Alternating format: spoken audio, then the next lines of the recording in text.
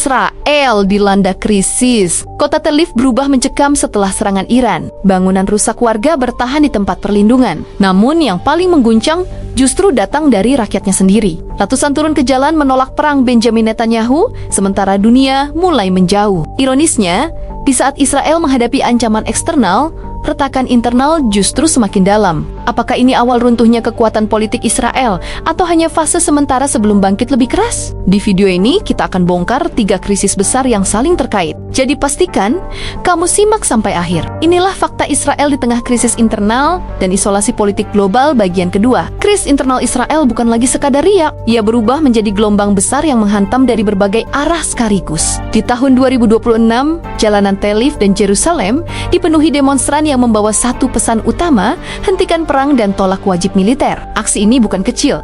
Ribuan orang turun ke jalan bahkan mendekati pusat kekuasaan, termasuk di sekitar kediaman Benjamin Netanyahu.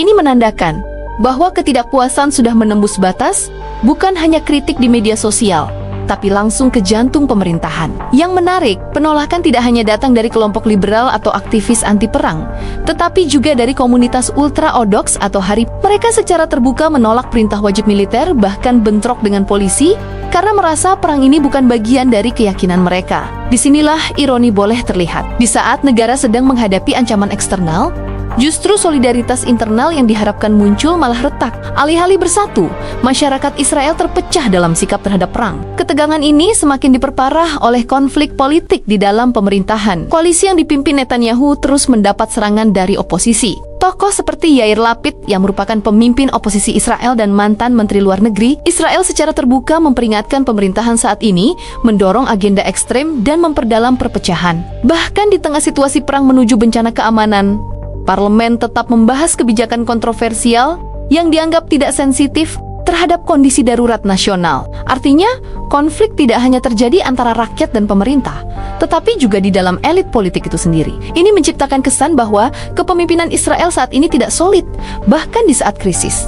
Di level akar rumput, kemarahan semakin terasa. Di kota Arad misalnya, pemukim Israel justru menyerang pejabat mereka sendiri, termasuk Menteri Keamanan Nasional, Itamar Ben-Gvir. Mereka menyalahkan pemerintahan atas kematian dan kerusakan akibat serangan. Kata-kata keras dilontarkan menunjukkan betapa dalamnya kekecewaan yang dirasakan. Fenomena ini diperkuat oleh reaksi di media sosial. Netizen Israel kini tidak lagi sepenuhnya percaya pada narasi resmi, bahkan terang-terangan menyatakan Netanyahu paling korup. Kritik pun datang dari dalam negeri sendiri, menciptakan tekanan psikologis tambahan bagi pemerintah. Namun mungkin tanda paling nyata dari krisis ini adalah gelombang emigrasi. Bandara Ben Gurion Airport dilaporkan dipenuhi warga yang mencoba keluar dari Israel. Bahkan terjadi bentrokan dengan petugas karena kepanikan dan keterbatasan akses penerbangan.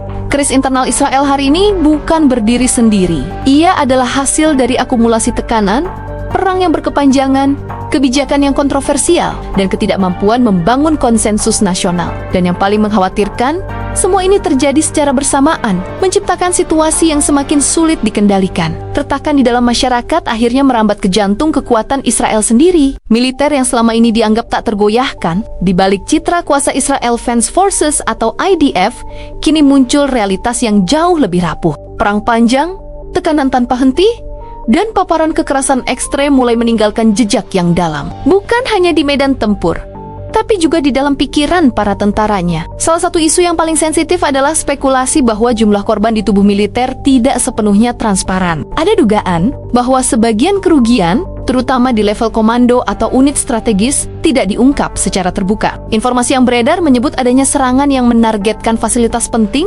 memicu kecurigaan publik bahwa skala kerugian sebenarnya jauh lebih besar dari yang disampaikan. Namun krisis ini tidak berhenti pada angka korban. Ia masuk ke level yang lebih dalam. Loyalitas. Kasus nyata menunjukkan bagaimana seorang tentara cadangan Israel justru membocorkan informasi sensitif kepada agen Iran. Dengan imbalan yang relatif kecil, ia memberikan data penting seperti lokasi sistem pertahanan dan detail operasional. Ini bukan hanya soal satu individu, melainkan indikasi pola. Puluhan kasus serupa dilaporkan menunjukkan bahwa celah keamanan kini bukan hanya dari luar, tapi dari dalam tubuh militer sendiri. Fenomena ini menandai perubahan berbahaya ketika tekanan mental, kelelahan, dan disorientasi moral bertemu dengan peluang ekonomi atau manipulasi digital. Batas antara loyalitas dan pengkhianatan menjadi semakin tipis. Di sisi lain, krisis kesehatan mental berkembang menjadi masalah besar. Data menunjukkan lonjakan drastis kasus PTSD di kalangan tentara. Lebih dari separuh prajurit yang menjalani perawatan mengalami gangguan trauma akibat paparan langsung terhadap pertempuran intens di Gaza. Dampaknya sangat nyata. Ratusan tentara dilaporkan mencoba mengakhiri hidup mereka dalam 2 tahun terakhir. Angka bunuh diri meningkat tajam, bahkan didominasi oleh pasukan tempur aktif. Banyak dari mereka tidak sempat mendapatkan bantuan psikologis sebelum terlambat. Sistem pun kewalahan. Rasio tenaga kesehatan mental sangat timpang. Satu petugas harus menangani ratusan korban trauma. Ini membuat banyak kasus tidak tertangani dengan baik, memperparah kondisi para veteran maupun tentara aktif. Tak sedikit pula yang akhirnya memilih keluar dari militer. Lebih dari 1.000 personil dilaporkan diberhentikan akibat gangguan psikologis. Sementara yang masih aktif banyak yang mengalami kelelahan ekstrem, kehilangan motivasi, dan ketakutan untuk kembali ke medan perang. Desersi pun meningkat. Sebagian tentara memilih tidak lagi bertugas meninggalkan unit mereka di tengah konflik yang belum jelas ujungnya. Jika tekanan dari dalam belum cukup, Israel kini juga menghadapi tekanan yang datang dari hampir seluruh penjuru dunia. Di panggung internasional, posisi Israel semakin terdesak. Salah satu perkembangan paling signifikan terjadi di internasional, Court of Justice, di mana semakin banyak negara ikut bergabung dalam proses hukum terhadap Israel. Negara seperti Islandia dan Belanda secara resmi mengajukan diri untuk ikut serta dalam gugatan yang sebelumnya diajukan oleh Afrika Selatan. Jumlah negara yang terlibat kini mencapai ke-18, menunjukkan bahwa isu ini bukan lagi konflik regional, melainkan perhatian global. Narasi yang berkembang pun semakin tajam. Tidak hanya soal pelanggaran hukum internasional, tapi juga wacana bahwa para pemimpin Israel termasuk Benjamin Netanyahu berpotensi menghadapi konsekuensi hukum serius di masa depan.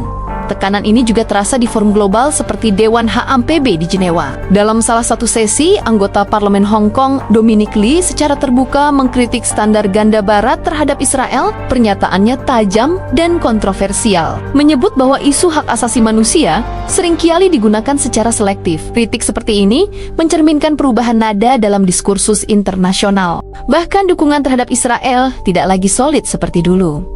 Di luar forum resmi, gelombang protes global terus membesar. Dari kota-kota besar di Eropa hingga Timur Tengah, ribuan orang turun ke jalan. Mereka membawa bendera, meneriakkan tuntutan penghentian perang, dan menunjukkan solidaritas terhadap korban konflik di Gaza dan kawasan lainnya. Yang menarik, protes ini tidak hanya terjadi di negara-negara yang secara historis kritis terhadap Israel. Bahkan di negara-negara yang sebelumnya relatif netral atau cenderung bersahabat, suara publik mulai berubah. Ini menunjukkan bahwa opini global sedang menghadapi pergeseran yang cukup signifikan. Salah satu insiden yang cukup mengejutkan terjadi di Republik Ceko, di mana sebuah fasilitas yang terkait dengan industri pertahanan Israel dilaporkan dibakar oleh kelompok yang mengaku sebagai bagian dari gerakan perlawanan. Meski masih dalam penyelidikan, kejadian ini menunjukkan bahwa ketegangan tidak hanya terjadi di level diplomasi, tapi juga mulai merembet ke aksi langsung di lapangan.